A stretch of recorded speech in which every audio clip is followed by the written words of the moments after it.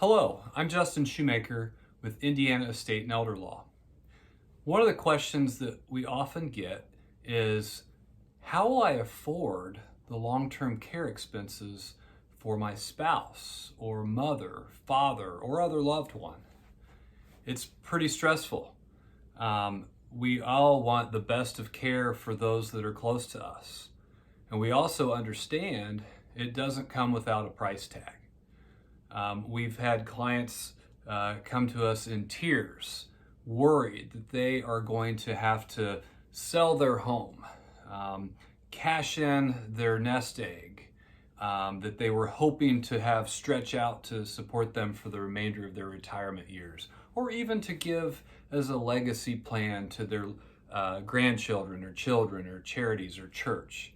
And they're worried that that's going to have to go by the wayside. They're worried that they're going to have to, be destitute in order to pay for a spouse or a parent's long-term care costs. So again, the question, how will I afford this? What can I do? Well, there's several options. One option certainly is go ahead and pay for it out of your own pocket, and we call that private pay. If you've got the means, the resources to do so, and that is what your wishes and intentions are, and that's why you've saved all these years, then that's what can happen. You certainly can utilize your own resources to help pay for the, very expensive long-term care services that can be provided. When a family is talking to us and they say they've shopped around a little bit and they understand that potentially a skilled nursing home or memory care unit at a skilled nursing facility, maybe somewhere 7, 8, 9, I'm now hearing closer to $10,000 a month, certainly they sometimes panic. They may say, well, we thought we could pay for this out of pocket, but when we start to crunch the numbers, it really isn't going to be very feasible for a very long period of time. Or maybe they thought, well, is there some other way? Is there some other possibility to where we don't have to go through this expense out of our own pocket? And the answer is yes. So again, one option, privately pay out of your own pocket. Another option might be if you've got long-term care insurance. The several policies out there, if you go back in time a couple decades, they seem to be a very popular tool, a planning tool that a lot of people utilize to purchase these policies, whether it be a one-time premium or whether you paid a premium a couple times a year, every month, whatever the situation. And again, a couple decades ago, quite popular, that there seemed to be more and more people that were getting these types of insurance plans. The plan would help support or pay for at-home services. Some of these policies might help pay for a nursing home environment up to a certain dollar amount per day. Again, there's no cookie cutter. There's so many different types of policies with very different customized terms. It'd be very difficult to really kind of lump them under one category, but long story short, I'm going to call it all long-term care insurance policies. So that's another option. Again, privately pay for services. If I have a long-term care insurance policy, that might be an option as well. Unfortunately, what I'm seeing is when people come to meet with us at our office at Indiana Estate and Elder Law, is I'll ask them the question, do you have long-term care insurance? And almost always the answer is no, I don't. Or maybe I should have gotten that, but I've tried to look into it now, and for some reason I cannot get it. Either one, I've got some health concerns that are not going to allow me to be approved. Or at my age, maybe I can't be approved. Or you simply weighed the cost of the premiums and you said, boy, this just doesn't make sense to me. Are there any other options? Again, the answer is yes. So when it comes to long-term care expenses, whether that mean I'm receiving at-home services, whether that mean I'm in assisted living but getting some medical services that go along with it, maybe that means I'm in a skilled nursing home, maybe that means I'm in a memory care unit within a skilled nursing home as well. Again, whatever the scenario is for me, my loved one, whomever, the answer is we have some options at our disposal. We can utilize a couple specific programs to help provide a benefit that can help pay and offset a vast majority of these very expensive services.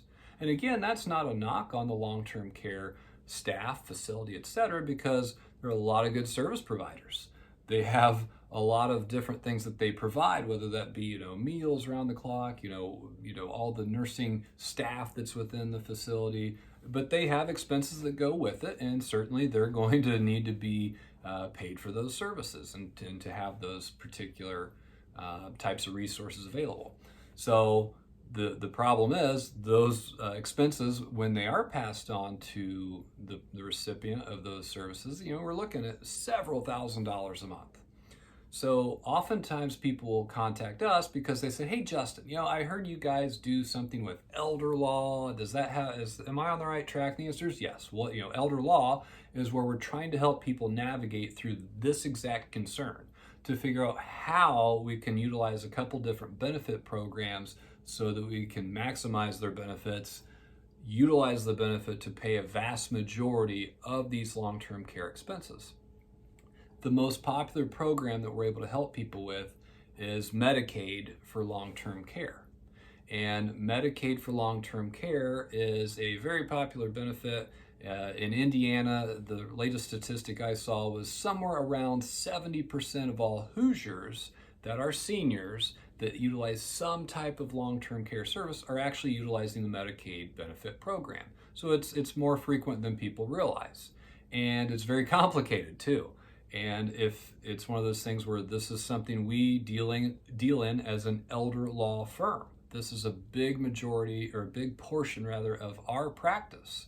So we are helping families all the time try to figure this out. Every scenario is going to be a little bit different, but I feel like we always can come to some kind of a solution to help utilize this particular program to offset that otherwise having to pay, several $1,000s out of pocket every single month for this care. Now, if I'm able to have the luxury of helping a family, and when we get them approved for the Medicaid benefits, people want to know, well, how does it really work?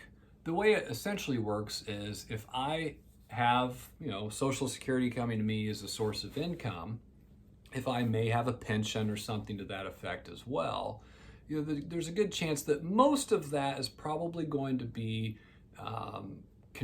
having to be contributed towards paying these expenses.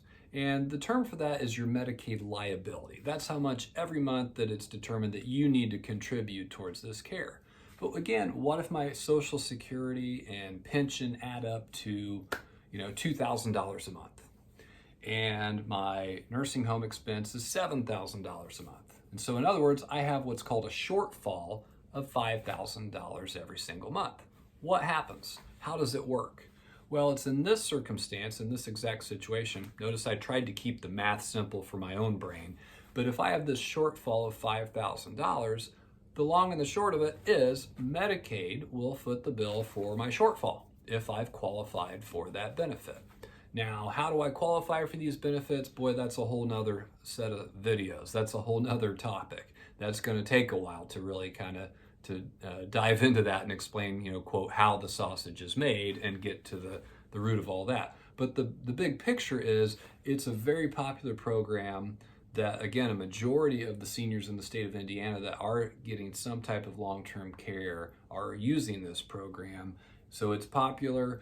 It's something that we can do. It's a benefit program we absolutely can tap into and utilize to help you, your loved one, pay for this type of service. Because obviously it's very overwhelming when people don't know they have this option, they don't know they have this choice. The level of stress and anxiety can be incredibly overwhelming. And the biggest thing is to let people know, yes, this is a program that can be used. And it's the one we most frequently are able to use for this exact purpose. Now, there is another program as well that can be used. It's the VA Aid and Attendance benefit program for veterans or even the surviving spouse of a veteran. So with that being said, that is yet another option that can be utilized. There's enough nuance, enough difference between the two that I don't want to lump them together too much, because there's some significant rule differentiation between those. And for example, the Aid and Attendance program from VA it won't just flat out cover whatever your shortfall is. It has a cap on how much that you can receive as a benefit each month. So sometimes that's not enough. And that's why it makes more sense oftentimes for people to just forego the VA aid and attendance and go directly towards the Medicaid benefits. But again, the question, how will I afford long-term care? I can certainly privately pay for that if that's my choice and if I've got the resources to do so. If I have a long-term care insurance policy, that might be an option for some people. But again, I think it's an option for very few. I have not seen, certainly a majority of the people we talk to don't have this particular type of setup. Or 3, I can use Medicaid benefits to pay for this. And the good news about the Medicaid benefits is, again, with so many misconceptions, I don't actually have to be completely out of funds and still qualify for this. I can still, with the right kind of planning, talking to the right kind of professionals that can help me develop a plan for me, for my loved one, whatever, I still can use this benefit for the best purposes possible and protect a very significant, in many cases, all of my assets if my goal is to preserve those for my spouse, preserve those as a legacy plan for those that will follow me on this earth, whatever my goals, whatever my policy or my plans happen to be, because we're all different. We all have different things that are our priorities and that we want to try to accomplish.